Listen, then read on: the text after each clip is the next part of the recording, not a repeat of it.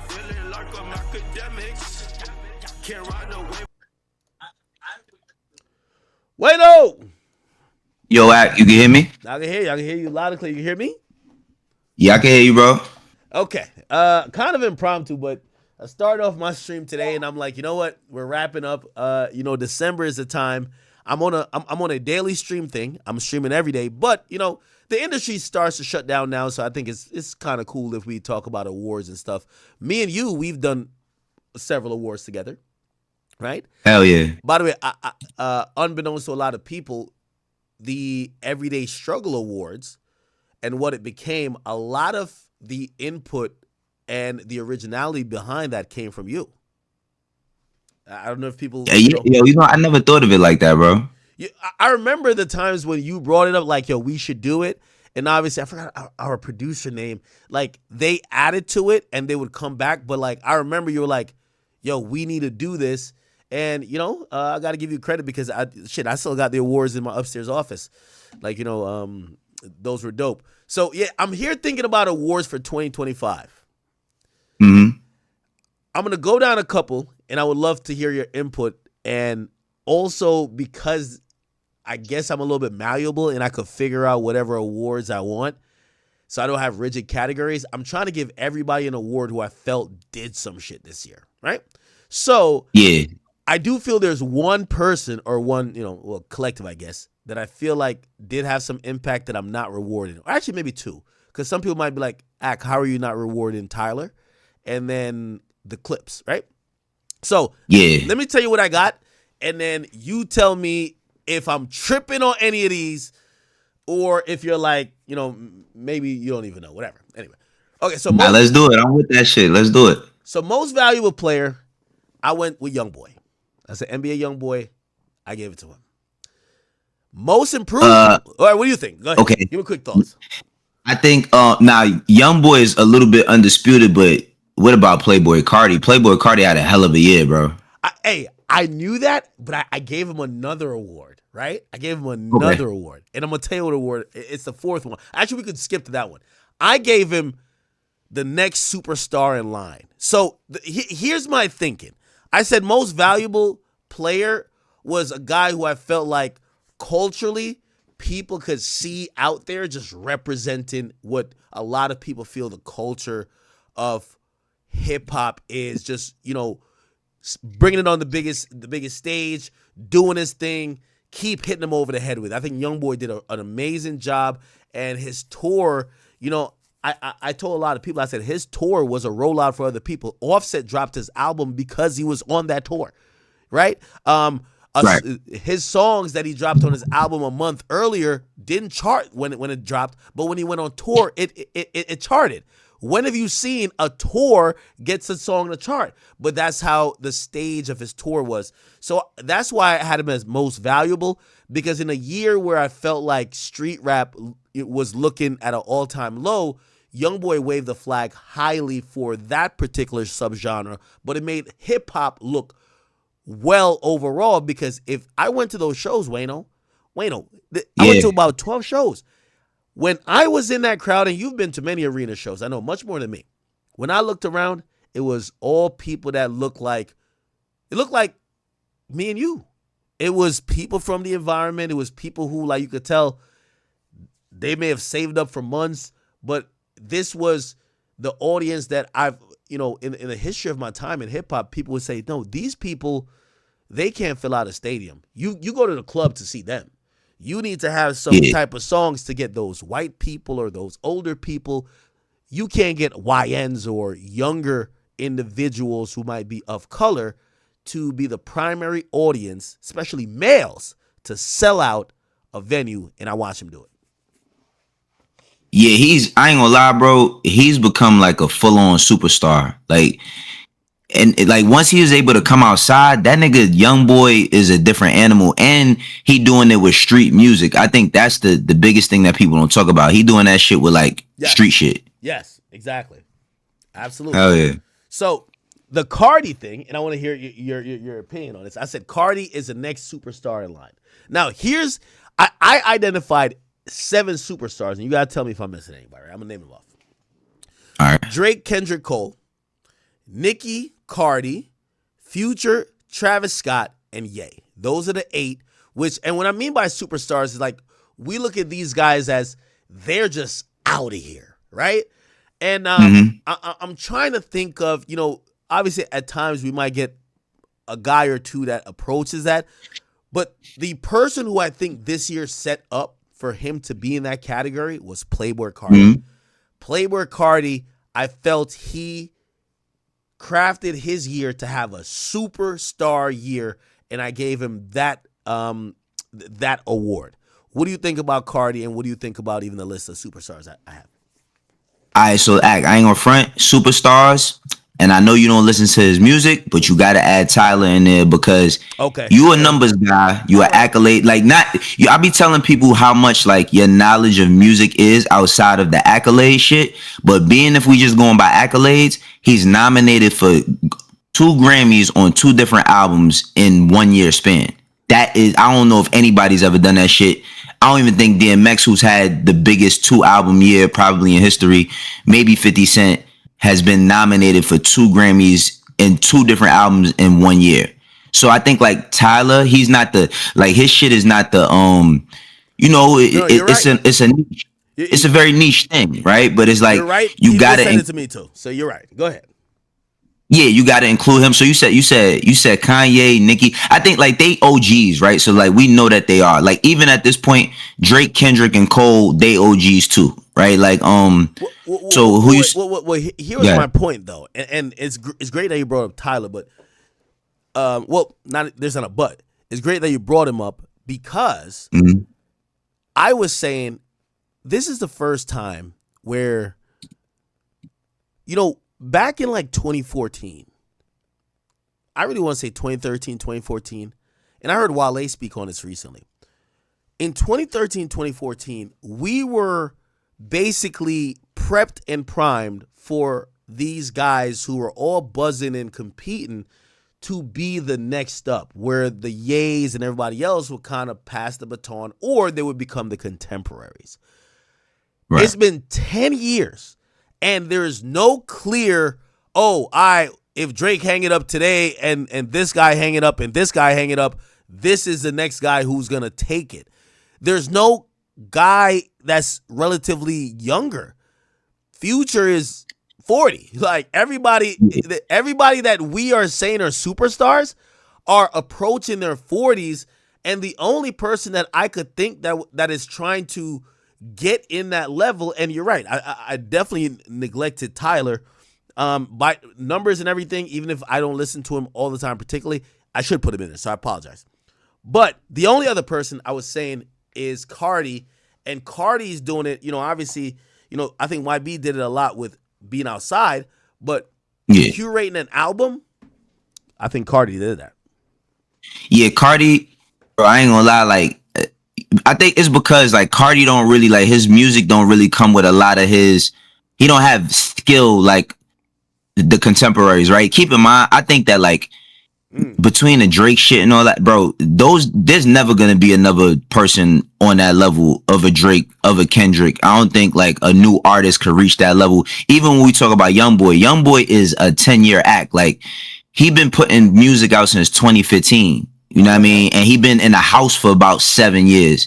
And we just now seeing how good this nigga is once he could come outside. Like, I don't think there's ever going to be that level because I feel like Drake, with the exception of everything, right? Fuck all of the bullshit that people talk about. That nigga cared about this shit for mad long. You feel me? Like he actually cared about rapping and being the best for mad long. I don't think new rappers give a fuck about being the best no more. I agree. But I also agree that I think that these days what success ends up boiling down to is that there's no more incentive to try to get to this level of being a superstar when by the time you even get to being close to a star, you're making millions of dollars, you're getting everything you think you could get, and it just feels almost, why would you need to try to get to be a superstar? That's why I give Cardi the credit. Cardi has this niche audience, right? Like, he did an arena tour before this, but Cardi said, you know what? I want an album. Everybody keeps saying I'm just this rapper that appeals to whatever. I'm going to do an album, and I'm going to make it mainstream. I'm going to get all the guys you guys like. I talked to him about it. He's like, yo, all the guys that you guys love in terms of mainstream, I'm going to do that. I don't want to give away like too much of this personal conversation I had with him, but like, he literally said, I could have just kept doing me. He said, I did this specifically. So I watched him try to accomplish something where he's saying, I'm going for it. These artists these days are not going for it, bro. Right. Like, it's hard to get to not that you're going to get to the level of a Cole or even Kendrick or whatever, but once you're kind of like that guy already, but you have this big niche, why try to go, I want to be the biggest globally? Like, I watched Cardi saying, I want to be Travis Scott, but also mention in all the realm of these guys. And that was the goal, I believe. I got a question for you, because you got biggest fall off on here. Yeah. And I hate to say it, my nigga, but what about Lil Uzi, bro? Oh, we ain't get there yet. Hold on now. Hold on. We're going to get there. Oh, man. All right. Hold on. Okay. No, I know. I'm looking at the list now. I'm like, oh shit. All right, let's go through the list. Like, okay. But all right, hold on. Let's go through sequentially. All right, so the young boy. Let's go through. I think you agree. So the young boy Cardi thing, I think we kind of have them in the same realm, and I think you kind of agree. Superstars and valuable players, good. Most improved, G Herbo. We got to talk about it. G Herbo's a monster. Oh, bro, what this album? Yo, I just hate like G Herbo. I don't like the word underrated, and I don't like to put niggas in different eras. But Herbo, man, he's like, what he does is just perfect right now, bro. Like, to me, he got some of the best music that dropped this year, and it's like a if you know thing. But I feel like more people need to be on this Herbo album. This shit is really good, like really good. I put him as most improved, but I felt like a little bit conflicted because and I had to point out to the audience, when I'm saying most improved, it's not that I'm saying he was ass or like, oh no, he was okay, then he got better, because he's always been this good, but he connected the dots in terms of getting the songs to get the attention that it could be on his talent, right? Because I don't think necessarily he's rapping better now than he's rapped before. I think that he got the songs that got the masses' attention, that they're now tuning in. And what happens is when people start tuning in, I then see him as a feature with Lil Baby or with this guy or with that guy, because they now realize he's a hot commodity. But he's always been that guy. But most improved in terms of, improving his status currently or where his career was, I think he's a clear winner, man.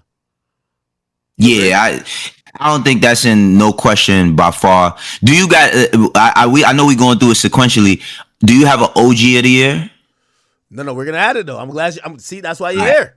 OG of the year. Right. OG of the year. We got it. All right. So remember, there's clearly we're gonna debate a little bit about biggest fall off. Clearly, but then I have best feature player. I'm a little bit biased. I really created this for Savage, so we're gonna see if he gets that.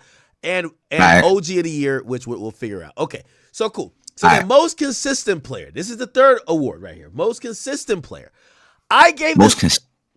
Yeah, like, and I want to explain what consistency that's coming from me, right? So consistency to me is someone that when we see them, they might not be loud, flashy, or whatever the case is, but you could always rely on it. Just think about the aux. Yo, put this nigga on.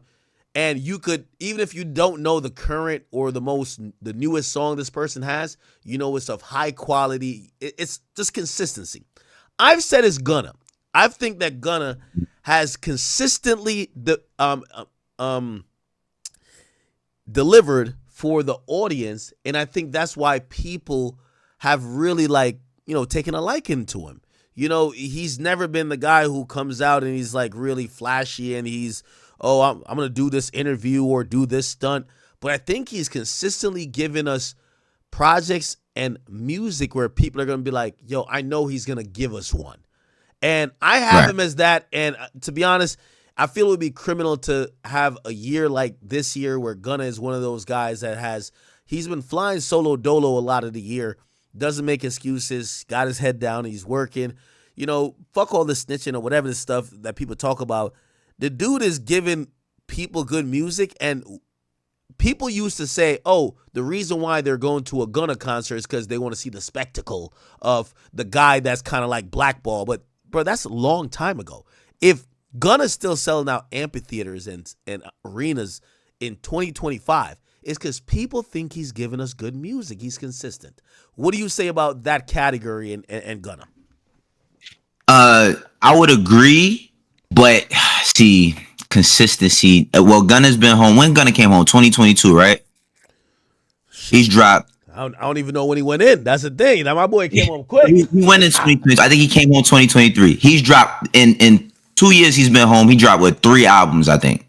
Yeah, he's dropped 3 albums. I'll give you the consistency on that as far as like overall brand, right? Like, and elevating. I think that he could also fit into well, maybe not most improved this year because G Herbo got it, right? But like, if we seen what he's done, like he's turned into a star. I think that he had the qualities of being a star, but him losing the weight, him not dressing like he used to because he was a bad dresser before, that his just overall, he kind of reeled back the mystique, right? Like there wasn't really no mystique to Gunna. Now Thug lost the mystique, Gunna got the mystique, and he's a bigger artist. And that's not no slight to Thug because I love Thug, but I'm just comparing them in that context. But I think like Gunna, yeah, I say that, but I got somebody I got to challenge with though, and I know you don't be listening to his music because you don't fuck with him. Oh. My nigga Freddie Gibbs, man. Freddie Gibbs. Listen, aside from his antics, aside from anything you see on the internet, the bullshit that he be into, the fights, the stuff with Benny and all that, music wise alone. And yeah, he done got at you on this album. But I feel like Alfredo too, and everything he does, like he's consistent as an artist as far as putting out quality rap music.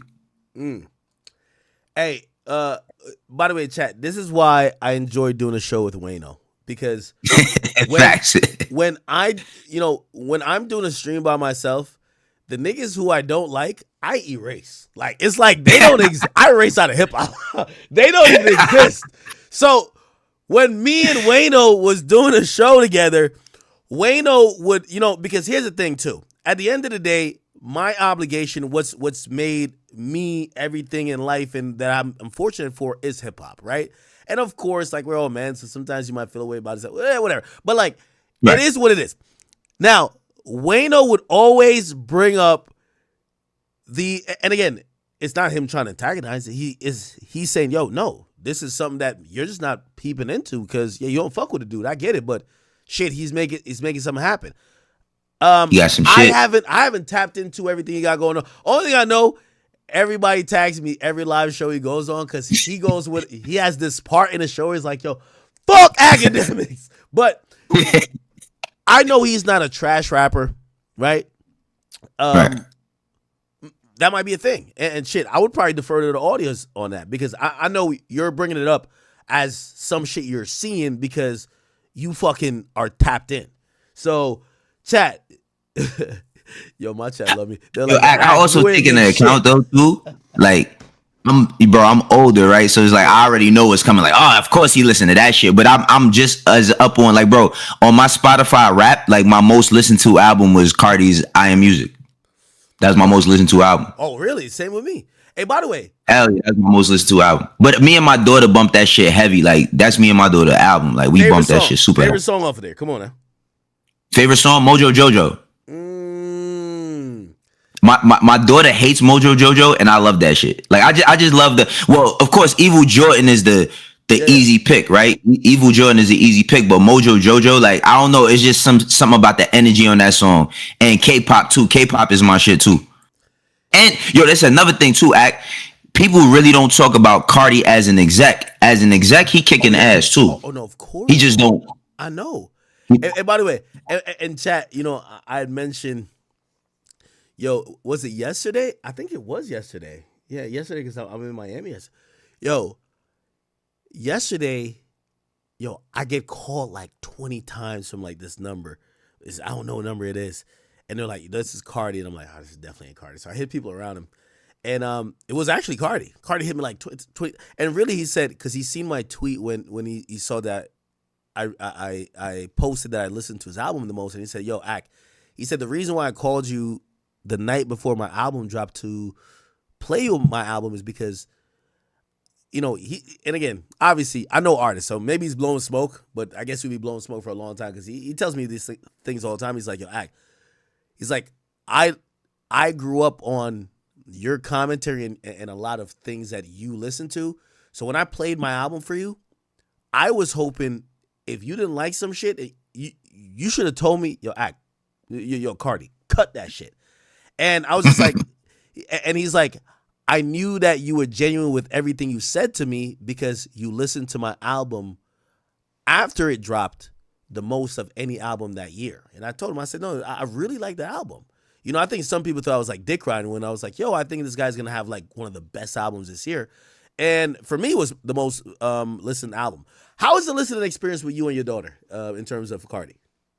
So I've been like, I've been on Cardi. I've been listening to Cardi like since 2015. You remember like me and East, when I was managing East, they had the same booking agent. You know what I mean? So like I was kind of in that wheelhouse of what Cardi was doing by like 6 degrees of separation. I always like Cardi as an artist, but like me and my daughter, bro, like she puts me on the shit, but like when we get in the car, she'll throw on stuff that I might not be into. And then like, or like it's songs that I'll play her that she'd be like, oh, all right, I'll try it. But like Cardi, bro, that's like our mutual ground. Like we turn that shit on and we be going, bro, every time. Like we turn that on and we be going every time. But my favorite album by Cardi is probably Die Lit. Like I love Die Lit is that shit. I don't think he get credit enough because I had a debate one time. Somebody said that Cardi was in hip hop, and I'm like, how, right? Like, I'm like, just because he dresses a certain way or does weird shit sometimes don't mean that he not making hip hop music. It's just not the conventional shit. You feel me? And I think Cardi, generation wise, bro, he represents something that's going to last forever. Like people been calling him a one hit wonder, bro. He been doing this shit for 10 years now. Since 2015, he's a 10-year artist. Like he's a developed 10-year artist. He got 4 albums? Fucking the self-titled album, Die Lit, Whole Lotta Red. You know what I'm saying? Then I Am Music. Yeah, I don't know if I'm. Yeah. And by the way, let me say this. And me and Cardi, we were talking yesterday, and he's he's saying like he's bringing up like shit from like so long because. It's kind of interesting when I'm talking to some of these artists because these guys are superstars now. So I'm like, I'm like hella excited for them. But, and I know y'all will be like, yo, nah, Ak, they're just like playing you along. Like they're telling me like, yo, Ak, I remember when you made this video, this and third. They're like, yo, we on a synchronology type of way, we grew up on you too. And they're like, yo, that's the dope shit about it. But when it comes to someone like Cardi, I think he left his contemporaries and peers behind. And I reminded him yesterday, I said, Cardi, I knew you were going to be exactly what you are now because one time there was an artist I wasn't getting along with. His name is Young Bands. And Cardi hit me up and Cardi said, Ak, I love you and I know I can't tell you what to do, but can you give this artist a chance? Musically, I'm starting to fuck with him. And he said, yo, listen, I've kind of created a wave. A lot of people like it. A lot of artists are leaning into it. And I'm embracing them. And that told me the difference between him and every other artist. Because, a lot in hip-hop, niggas like, yo, niggas is biting my shit. Niggas is this. Yo, niggas is, you know what I mean? He embraced these artists. And he was saying, if you guys are inspired by me, come work with me. Be a part of what I got going on. I'll build with y'all. And it wasn't just about him just having like this potential throne or this movement to the point where now he signs these guys. And I talked to Cardi yesterday and I knew when I was talking to the artist, the man, but I also talked to the CEO. Cause he was talking that shit to me on the phone as well. Yo, Ak, this is what I want to do, ain't no artists, ain't no CEOs moving like this. He was talking to me like a CEO as well. And that's what I'm proud about him with, right? Like, he's created this wave. Like I told him, I said, yo, I went to Complex Con. Young Thug was the headliner. Ken Carson performed right before him. If you were there in that building, and really it's not a fault of Thug, it's the audience that Complex Con attracts. They are a Cardi, Travis, that range of people audience more than a Thug. They went crazier for Ken Carson than they went for Young Thug. And that might surprise somebody who doesn't understand that part of hip hop that Cardi controls. So yeah, he's fucking prolific, bro. Yeah, he got it. I ain't gonna lie. He's having, everybody has their moment in their career. He's having, like, people thought it was a whole lot of red, but he's having it right now. You know what I mean? Like, it's going on right now. No, that's a fact. I agree with you. What else we got? You got what moment? Okay, so we got moment of the year. I said, some people wanted me to say this was a Diddy trial. No. We're talking about a singular moment, not like moments, because I feel like that was a whole thing. I said it was Kendrick's Super Bowl performance, and I got to be honest. I, like everybody else, I remember the chicken wing I was eating when that shit came on. I remember the conversation coming on before when came on. I remember because I had the list I had quote unquote the list of what he was supposed to perform. I was having that, trying to check to see if he was performing it. I remember everything down to the performance, and I remember sitting there speechless, watching him on the screen, really popping it. I think that was, to me, the moment of the year. You tell me. Yeah, I can't argue that. I don't think there's been a bigger, because I think it's everything that led up to it. Of course, it was the Super Bowl, right? But it's like everything that also led up to that shit. It was of course the Super Bowl, but it was everything leading into that moment. It's one of the biggest moments in hip hop, period. You know what I mean? I think like Kendrick might have a bigger moment than most of our favorites ever with that.